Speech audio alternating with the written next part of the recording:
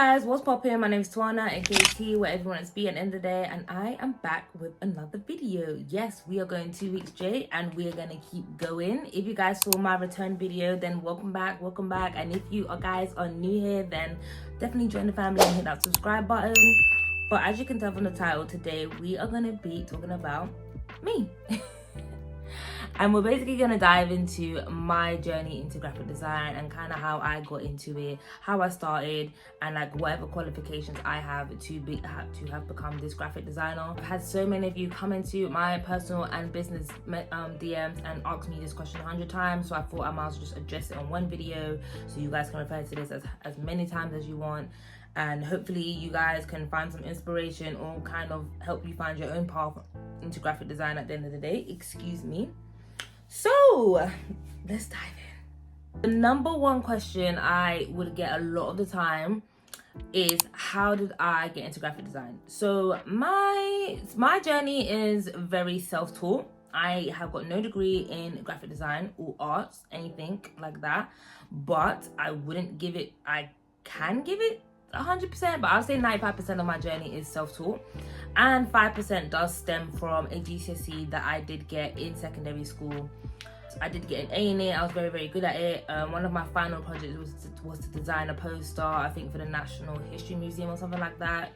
And I actually remember I drew this mouth and it had like butterflies coming out, like different breeds of butterflies coming out, and I had like leaves and whatever, and it was kind of like basically saying let's, and like the bottom of the poster was like let's talk butterflies, and it was like a live show where you kind of delved into like the different types of butterflies, the species and all that kind of stuff.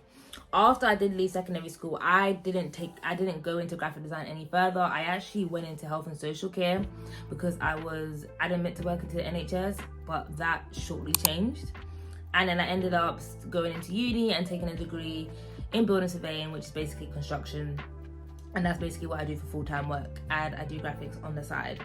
So yeah, but where like I kind of started getting into graphics was, I always did graphics, but I just wasn't getting paid for it. I used to do it for fun. I used to just draw things. I used to draw a lot of like animated characters, like Disney characters. I used to just replicate them and basically do my own thing. I used to just create patterns. I used to just draw stuff. I used to make up logos just for fun. And it wasn't until I started making Instagram posts, like flyers and stuff for like my friends' businesses. Like a lot of my friends started businesses from early, and I would just create the content, or I'd give them ideas of how to like lay out their posts and stuff like that. And then like one of my friends was like, you should do this as a business. And I'm like, what are you talking about? Like graphic design as a business? I cannot lie to you. If you had spoke to me before 2020 and said, oh yeah, start a graphic design business, I would have looked at you funny like, are you okay? Go get a job. Honestly, that is actually what I would have said. I would have said go get a job, because what? Graphic design business? No, I would not like to. I did not believe in like something like graphic design being a successful business. And that shortly changed, and I feel like COVID really like let me know that graphic design is something that can make me a lot of money.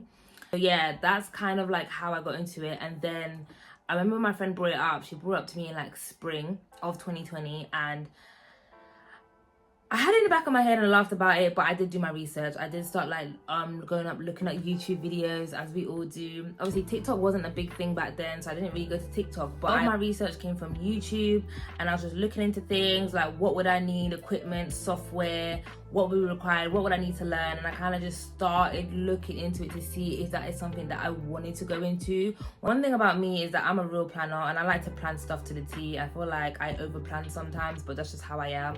And I would basically planned out everything I would need to be a successful graphic designer, and kind of like the skill sets and all that kind of stuff. So I just did loads of research, and then literally I just started practicing. I just started practicing. I would ask my friends for briefs. I would ask my family for briefs, and I would just practice. I'd get briefs from online, and anything that just popped into my head really, I would just start creating. And I did that for about 4 to 5 months before I actually launched my graphics page.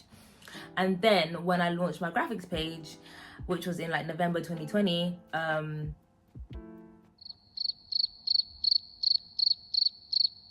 my god, sorry, you just deep how long you've been doing something. I'm like, right, it's 2024. So yeah, November, like late November 2020, and that is when I first got into YouTube graphics. And I was doing YouTube intros, YouTube outros, and banners. I kind of like, that was kind of like my way into graphics before I started doing logos. And I would just post. I don't even know where I thought this page was going to go, but I would just post, and I didn't care. I was just posting. And back then, hashtags actually worked. Posting. I was making intros for like big YouTubers. I was making intros for small YouTubers. I was making intros for my favorite YouTubers. And I just slowly started to get recognized, and people started respecting what I could do. And then I remember, I think this is what kind of took my graphics from like 0 to 100 real quick, was one of the YouTubers that I did a YouTube intro for actually saw it and wanted it. And I was absolutely amazed, because she was actually genuinely, like, to this day I still watch her. She's one of my favorite YouTubers, Sherlina. I just love Sherlina, her personality, everything. I just love it. And obviously, because I tuned into her YouTube so much, I feel like I kind of knew how she would like it. Anyways, I went about it and I created it. She saw it, she wanted it, and I feel like to this day that is still her YouTube intro and still her YouTube outro and her YouTube banner.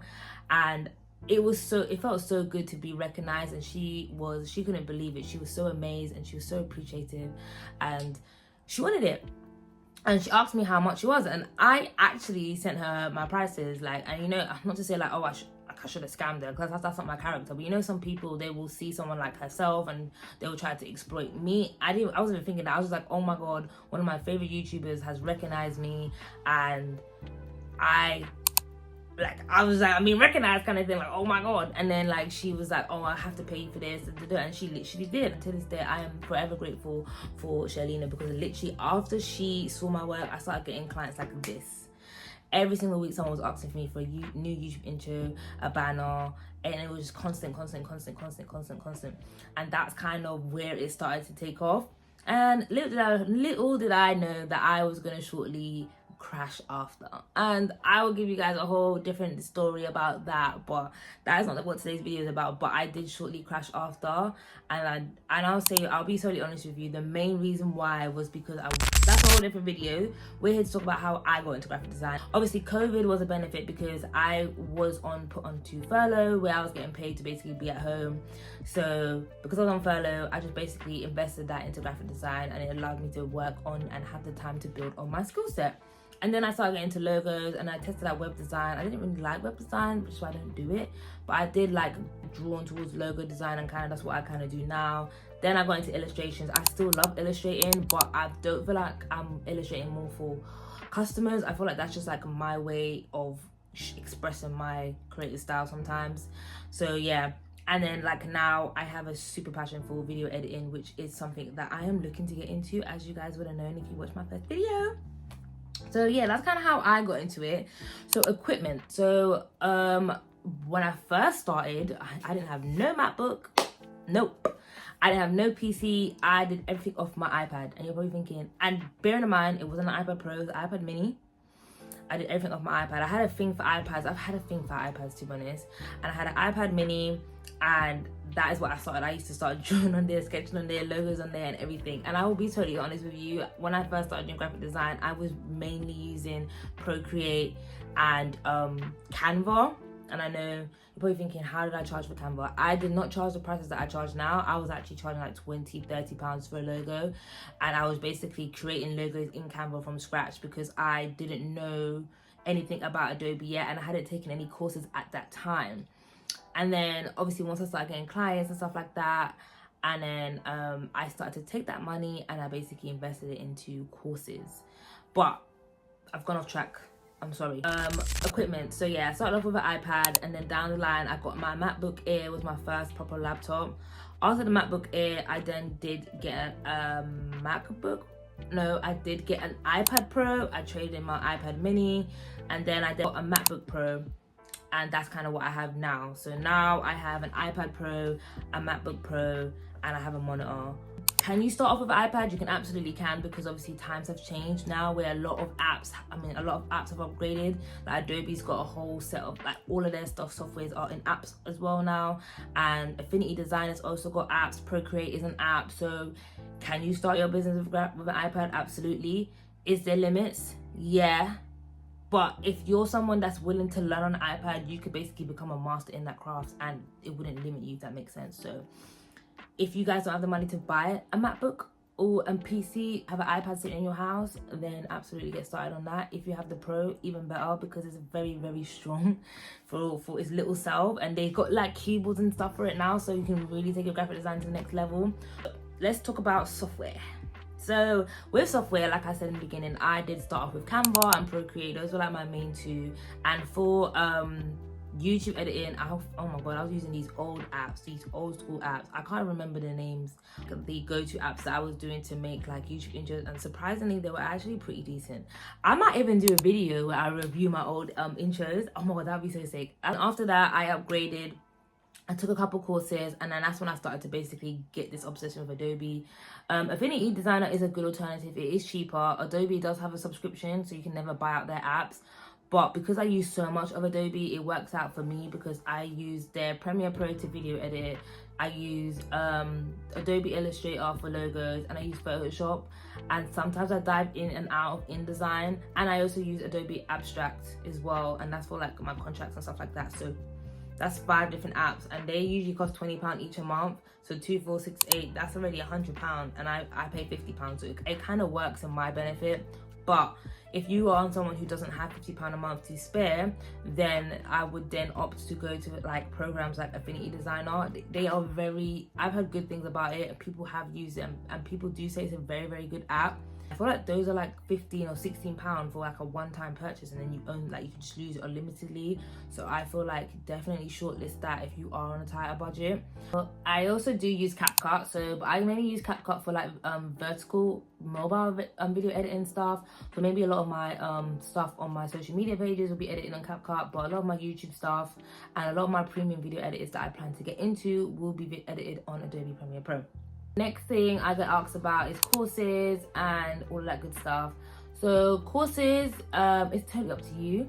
I did buy a couple courses first. I have bought some graphic designers courses, but I feel like the best platform for me, in my opinion, is just Skillshare.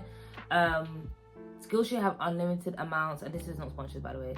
I genuinely pay for Skillshare, but Skillshare just have unlimited amounts of creators on there. And if you want to learn in a structural order, and especially if you're going down the self-taught design route, you would probably want something like Skillshare, where it just takes you from A to B, and it take you level by level, and you can basically increase your skill set from there.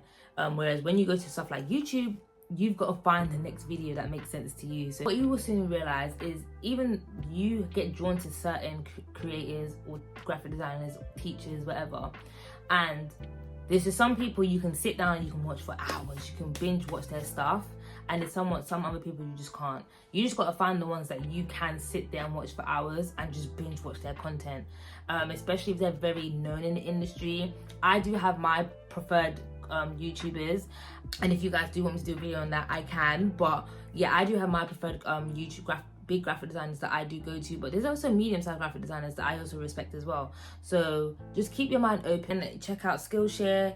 There's also other places like Udemy, and there's also YouTube, as I previously mentioned. So it's just kind of figuring out which platform is best for you.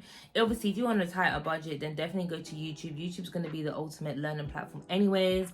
But my advice, if you are going to go to YouTube, definitely plan and structure out the videos you need to watch. If you are going to go on YouTube as well, stick to 1 or 2, maximum 3 graphic designers that you look up to in terms of how they work and the knowledge they provide, because everybody has a different process. Everyone works in different ways, but sometimes the foundations will be the same. So you will kind of know, and you'll see in multiple people's videos that the foundations might probably be the same, but how they execute that foundation is probably a bit different. So there's no real right or wrong answer. Like, this is your journey, so you got to kind of figure that out. So actually launching your business, I want to do a more in-depth video, because how I would launch my business now from scratch is completely different compared to how I launched my business back in 2020. But mine was more of a freestyle. I didn't really have like a business plan. I didn't really know where I was gonna take this, and that kind of shows in my inconsistency in graphic design. I didn't really have a plan. So one of my biggest tips is, if you are considering getting graphic design, please do make a plan. Like, where do you see yourself in graphic design in the next year, in the next 3 years, in the next 5 years? And that will kind of help you to stay focused on what it is you're trying to get into. My issue is I didn't have a plan. So I was tapping in, I was tapping out, tapping in, tapping out, and it's just very, very inconsistent. But a part of it feels like that was my journey, and I'm here to share it with you guys at the end of the day. And one of my biggest things as well would be like, really think about your branding. And I know it's probably something typical or something you would expect, but like a lot of like smaller graphic designers don't consider branding yet because they are so small. And I actually feel like it's very, very important, because it helps, one, for you to stand out with your competitors, and two, it helps to show how serious and professional you are, because it shows consistency in your own branding. So if you can show that kind of consistency from early, then imagine your consistency in when you're producing your projects and your works and working with clients, if that makes sense. So consistency is needed in tongue twister. Consistency is needed in everything you do in graphics design, whether that's your structure, your software, your skill set, posting, putting yourself out there. All of it is going to require consistency. So I would, as early as possible, get into the habit of being consistent with yourself and being consistent with your branding. And it helps to just put a visual brand to the business. Of course, brands can change and you can elevate it. I can't speak on how many times I've changed my colors for my business, but it wasn't until I really deeped what I want my business to be known as that I've got the colors I've had, and I plan to stick with this style till probably forever. So yeah, I will go into more in-depth videos of like how to get clients, like how to structure. I do have a checklist, like how to launch your graphic design business checklist. It's like a guidance for things you might not have considered as an aspiring graphic designer. So that's going to be linked in my description below, so you can check that out. Also, if you are struggling with like design briefs and you kind of don't know what you want to design, or your friends are not giving you any good ideas, I have created some free design briefs that you can use to try out and basically help to start your creative journey in passion projects, because I feel like that's one thing that you will need to use in order to start getting clients. Because your portfolio is going to be empty and we got to fill it up with something. But like, why does anyone care if that person was a paying client or not? It doesn't matter. It's about your skill set, and that's one of the biggest things you're being judged on visually, is your portfolios. Briefs are more generalized in terms of it hasn't requested like a logo or a flyer. You can use them for both and basically create logos or flyers or a website based on these briefs. So if you guys do use the briefs though, definitely tag me, because I kind of want to see what you guys come up with. I'm so intrigued, like, because I obviously have my way of designing, but I would love to see how you guys kind of go about it. I also have a Discord community coming very, very soon. I did ask my TikTok about it, and my TikTok is very keen on getting this started. I just didn't know how hard it was to set up the Discord. Like, oh my god, definitely subscribe and stay tuned to that. If you guys don't want to subscribe, because I know a lot of you, it takes a while for you to subscribe to people, you guys can follow me on Instagram or TikTok. I am mainly on TikTok. I'm not TikTok babe, I won't lie. Instagram is just not me. Do you know what it is? I actually love the honesty on TikTok. I feel like Instagram is too filtered, and that's what pisses me off.